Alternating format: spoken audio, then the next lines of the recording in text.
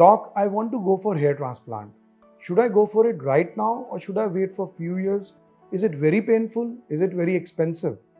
Well, I'm Dr. Kashish Kalra, Head of Department of Dermatology and Trichology at Max Smart Hospital, Saket, and today I'm going to tell you about hair transplant. Well, before understanding hair transplant, we must know how we get bald. See, baldness, or rather male pattern baldness or androgenetic alopecia, is a condition which is due to DHT hormone, and DHT receptors are there on the scalp from the front till the central area or the crown area of the scalp.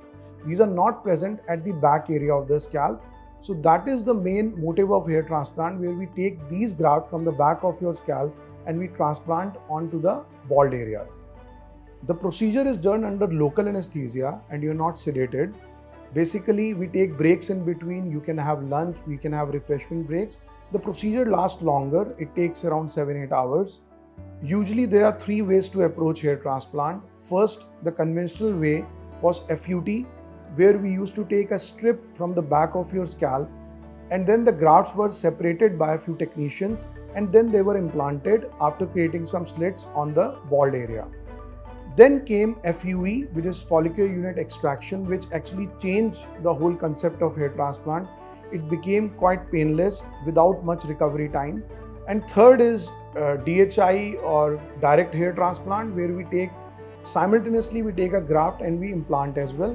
But it is generally a slow procedure and it is more expensive as well. Still, if you have any question, you can ask me in the comment section, or you can ask our coordinator. We'll be happy to help you. Thank you so much.